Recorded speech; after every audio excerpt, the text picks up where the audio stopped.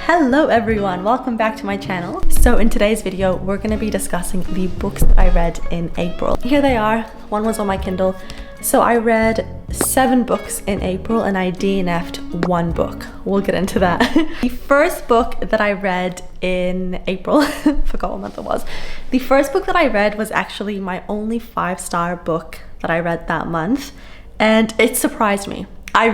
When I bought this book and kind of knew the synopsis of it, I really did not think it was going to be a 5-star book for me, like at all. So how we ended up there was kind of a shock. That book is If He Had Been With Me by Laura Nolan. Guys, this book shocked me in the way that I just didn't think I was gonna love it like that. It really took me by surprise.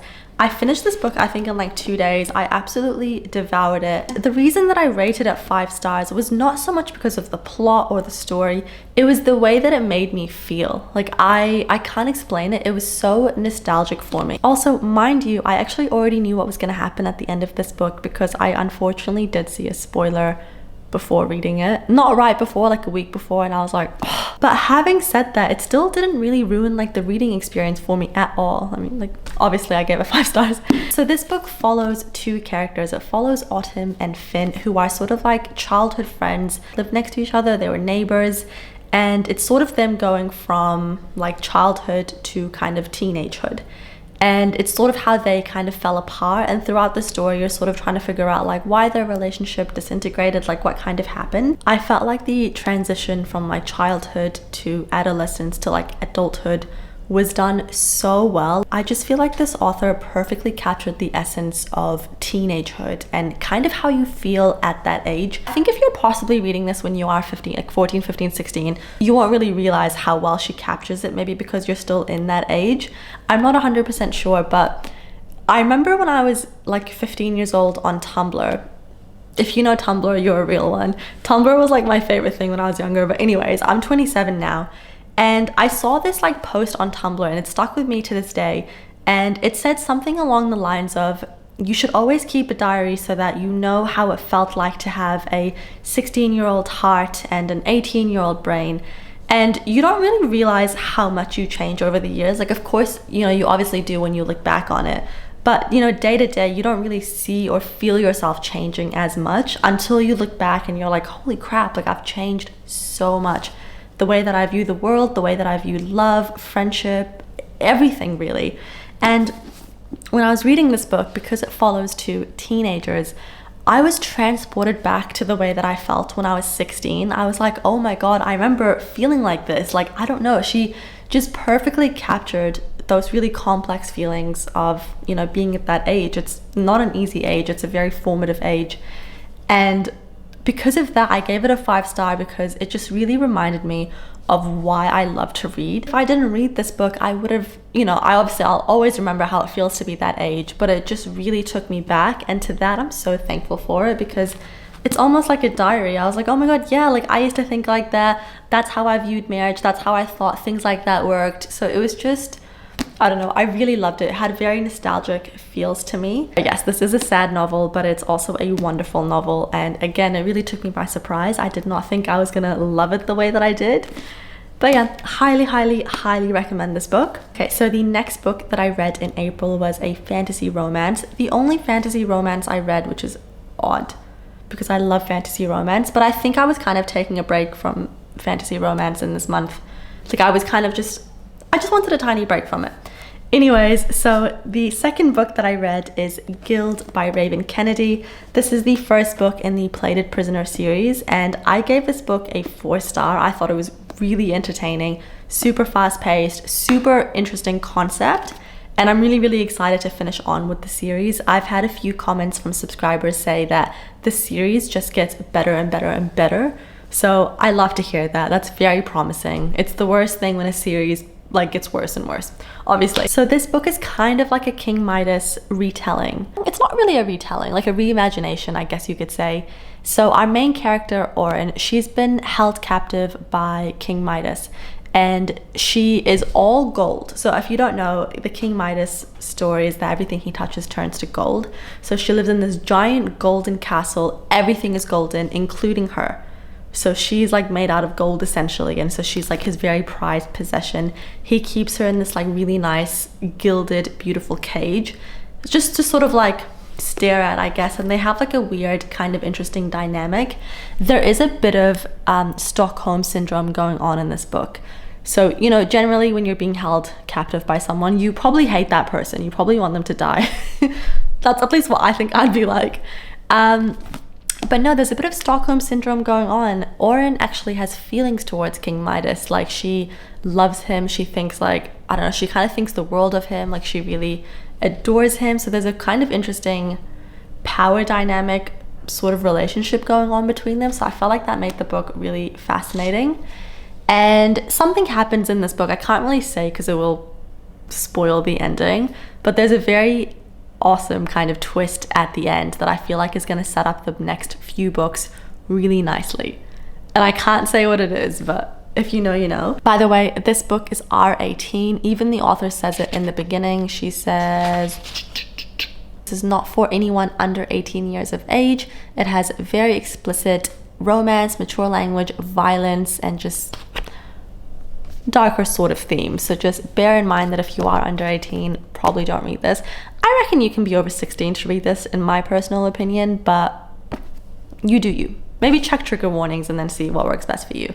But yes, really enjoyed this book, and I'm really excited to read the next book in the series. Okay, next up is my first DNF of April. Actually, it was my only DNF of April, which is really good. And you guys, I actually honestly knew I was gonna DNF this book. Even before I started it, I had a feeling, I had a good gut feeling that turned out to be right, that I just wasn't gonna vibe with this book. But I was like, you know what? Let me give it a go. Maybe it'll surprise me. You never know. You honestly never know. So that book is Icebreaker by Hannah Grace. I got, where am I? 167 pages into the book. So my bookmark is still in here. I really did give it a good chance. Like, in my opinion, like, I tried. And also the writing's kind of small. I tried, I really did. I was like, let me just push through, it might get better. Plot twist, it didn't. Why am I putting this back in here? It's just, it's everything that I kind of dislike in a book. And this is no shade to the author or anyone who likes this book. If you love it, I'm so happy for you. We all have different taste. But me, personally, I don't really enjoy shallow, surface-based, no plot, smutty books. They just fall so flat for me. Like, I'm just holding on, being like, sure, like, just give me something to kind of hold on to. Like, nah. And even the characters, Anastasia, the main girl Anastasia, I cannot stand her. And it's not often that I find a main character that I dislike, but I really didn't vibe with Anastasia. Anastasia? Yeah, Anastasia. She was very sad. Like, you know, that's like sassy main characters that are just like really annoying. She really bothered me. The main guy was nice. Like, he was actually way nicer than her. He was like very sweet and like would always try to, like, I don't know, prove to her that he was a nice guy, and she was just a bit like, I don't know. She pissed me off. But yeah, it was a no from me. And then the next book is a book that I actually picked up from the library, and that is Earthlings by Sayaka Murata. I actually am still sitting on my rating for this book. I can't decide what to give it, because on one hand, did it give me like an intense visceral reaction reading it? Like, I actually couldn't believe I was reading like words on paper, because if you saw me reading this book, like if you were just a stranger watching me read this book, you'd be like, what is this girl reading? Because I was literally like I literally had to be like, I can't, no. If you liked the movie Saltburn, which is like a really odd movie, like, you know, as the movie kept going on, I loved it personally, but as the movie kept going on, you're like, this is interesting. I think you would enjoy this book, but this book was way more wacky and way more insane than Saltburn. But it discussed very interesting themes, and it actually was a great story, and it was very memorable. I'll tell you that. Like, this is not a book that you forget about, to say the least. I'll just tell you guys what it's about and maybe check trigger warnings, which I kind of wish I did, and then go into the book. So this book follows our main character, Natsuki, who just feels like she's different to everyone else. She kind of feels like she's an alien on this earth because she just doesn't fit in with anyone. She just sort of feels like alienated from society. And as a child, she had a very unusual bond with her cousin. And her cousin both feel the same way, that they're both strange, they're both different, they don't fit in with society. Her and her cousin both have like this strong belief that they've been sent to Earth as a random mission and that they don't belong here, they're not Earthlings like everyone else. So because they both have this strong belief, they decide to kind of do and behave and act in ways that would be very frowned upon by society and very just not what a normal person should be doing. And that's because they're like, hey, we're not actually Earthlings, we're from a different planet, and let's do everything that is kind of taboo and against societal expectations. We also find out a lot about the main character's childhood and kind of like this traumatic experiences she had growing up. And I think that's why it made her the way that she is. This book really delves into themes of like societal expectations and like just what it actually means to be normal. Because, you know, at the end of the day, you're sort of taught by society what is accepted and what's not. But like, I think if you kind of remove all those rules, like if you just raised a human and you didn't give them TV and you didn't give them any knowledge on like what is normal, like how would they sort of behave? So it was a really interesting novel and just unlike anything I've really read before. And I think because of that, I'm gonna give it a 4.25 star, just because it was just absolutely absurd. But had very interesting themes. It got me thinking on this kind of topic, and I feel like that's always a sign of a good book, is when you finish it, you ponder. I pondered. I was like, again, it is weird, so just know that going into it, but definitely a very unique sort of book. And I think it was just, it was would I say it was an enjoyable read? No, I wouldn't. It was kind of traumatizing, to be honest, and very uncomfortable. That's probably the best word to describe it. I was just like, oh, I'm not vibing. But it was a good book. Do with that information what you will. I don't know. Choose to read it or don't read it. Up to you. Okay, next up we have Beach Read by Emily Henry. So this book was interesting for me because I tried to read this book, I think June last year. Yeah, June last year. And I ended up DNFing it. I think I was like 60 pages in and I was like, I think over 60 pages, and I was like, no. So I did DNF it, and I've been meaning to read it because I just didn't feel like I gave it the chance that it deserved. I think I just wasn't in this kind of mood. So I decided to pick it back up because it was in my actual April TBR. I ended up enjoying it a lot more than I thought. Would I say it's a favorite book? No. Would I say that it's very like memorable for me? No. But did I enjoy it and have a really good time reading it? Yes, I did. So I'm gonna rate this book a 3.5 star, and I am curious about her other books. This is the only Emily Henry book that I've read, and I do maybe want to give her other books a go. I just have a feeling that they're just a bit too... It's kind of hard to explain because her books, well, at least this one, it does touch on sort of heavier subjects, or it discusses like themes that are a bit more heavy, like in this one, grief, for example.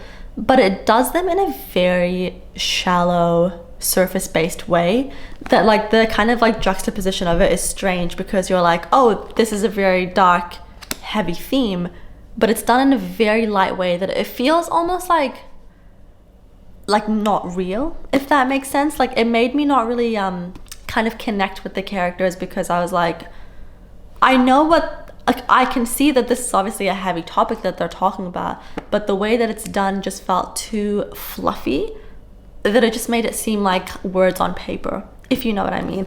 I don't know if I'm making sense, but that's just sort of how I felt, and I think her other books are probably similar in that way. And that's obviously just because Emily Henry is a rom-com writer. You know, she's meant to write books that are more fluffy, but obviously kind of have depth to them. And I think because of that, they were just a bit too fluffy for me, I think.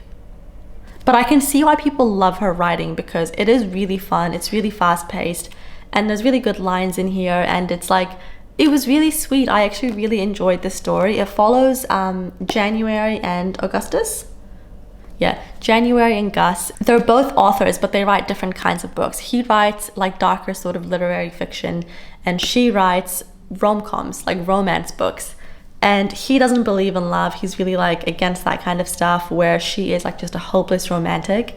And so they decide to write a book in each other's genre, but sort of ghost write it, so you don't actually know that it's them writing it, just to kind of see how hard it is for the other one, because they both think that the other one has it more easy. It had a very interesting concept, and I enjoyed the story. I enjoyed the romance. I thought Gus was actually really cute. I liked January. She was very likable. It was good. Like, it was more than good. I was like, yes, I really like this book. But again, it just didn't really properly do it for me. But nonetheless, I still enjoyed it, and I do think I want to read her other books. Let me know which one I should read. I'm thinking Happy Place, but I'm not 100% sure. The next book that I read was actually a reread. So I've already read this before, loved it. It is a 5-star book for me, but it doesn't count as a 5-star because it's a reread. Do you know what I mean? Like, I already knew going into it, it's gonna be 5-star. Anyway, so it's Magnolia Parks by Jessa Hastings. I started to tab it, I don't know if you can see, and then I ran out of tabs. So I need to go back in, find all my underlines and tab it. So I ended up buying lots and lots of tabs. So yeah, I just need to go back into that book, find all my lines and then tab it, because that was kind of the whole point of me rereading it, is I wanted to go back in and tab it and underline it, because Jessa Hastings' writing, it just does something to me. I don't know what it is, the way that she writes, and like the way that you're so inside of a character's head.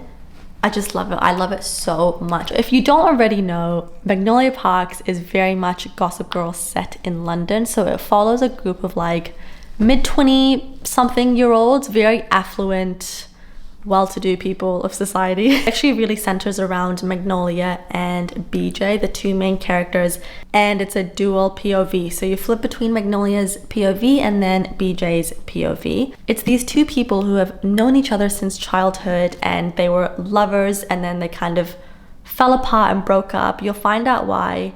Actually, no, it's not a spoiler. Is it a spoiler? You know what? It might be a spoiler. You find out very early on what happened, but I think I'm not gonna say anything. Their relationship is extremely toxic, extremely complex, just full of miscommunication, misunderstanding. You're like, the whole time you're reading this book, you're so frustrated. Oh, the sun is so nice. Anyway, the whole time you're reading this book, it's just so, you want to shout at the characters. Like, I was like, ugh, you idiots. And because of that, it's a really fun reading experience, because I'm not like, it's not words on paper. Like, I'm getting angry. It's getting a visceral reaction out of me. I'm frustrated, but I love it. When you're reading this book, you can really see how much Magnolia and BJ just have like this really deep connection that stems from like childhood, but they just can't seem to get it right. Like, they had a really good relationship for a while. He went and fucked the whole thing up, and ever since then, they just can't get back together. Like, they still love each other deeply, but because of what he did, she can't trust him anymore, and he kind of can't trust her either, and they keep hurting each other. And it's just like, ugh. If you've watched Gossip Girl and you know Chuck and Blair's relationship, very similar to Chuck and Blair. So if you do love Chuck and Blair and you love Gossip Girl, you will 1000% love this book and love this series. So the next book that I read was on my Kindle. Let me just bring it up. So I read His and Hers by Alice Feeney. This is a psychological thriller, and I rated it a 4.25 star. This is everything that I love in a psychological thriller. It had twist upon twist upon twist. Like, once you reach the point that you're like, I know what's happened. No, you don't. And then as soon as you think you figured out what's happened because, you know, they've told you or whatever, no, you don't. Like, the last quarter of the book, like last like 15%, I was just like, like,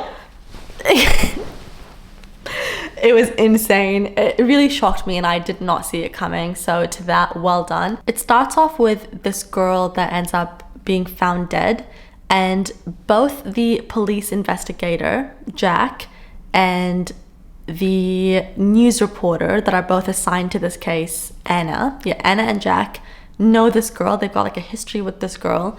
But then the police investigator and the news reporter used to be husband and wife. So you kind of switch between their perspective and how they knew the girl and how they knew each other. And I can't say too much because a lot of it is just, it's a spoiler. But just know that it was absolutely insane. It was a really, really good psychological thriller. It was a bit spooky. Like at times I actually didn't read this at night because it spooked me out and it kind of scared me. And I was like, I'm just gonna read this during the day. So it definitely felt like a little bit dark.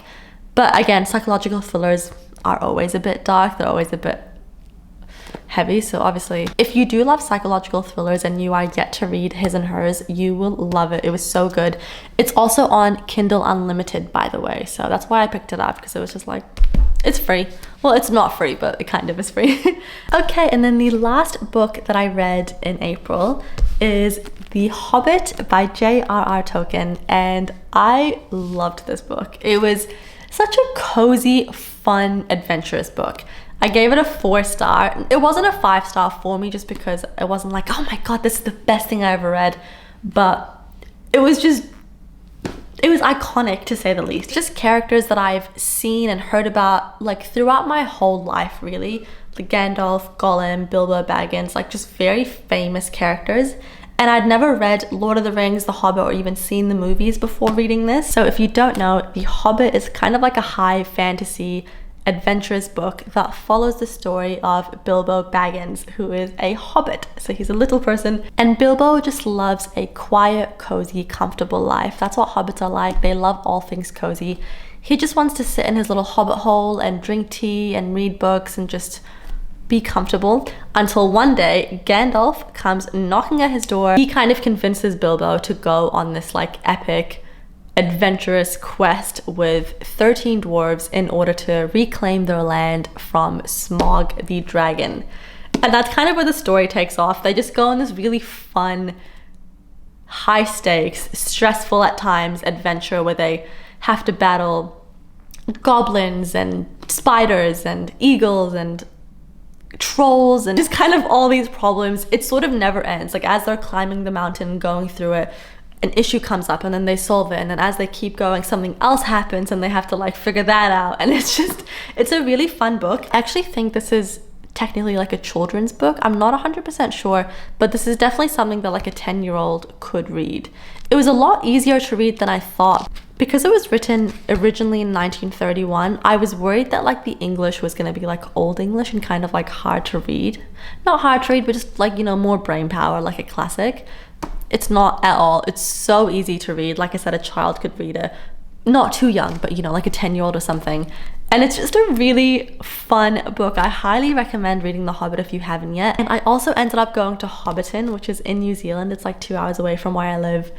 And I had so much fun there. It was just so cool to go to the place that you've like just read about.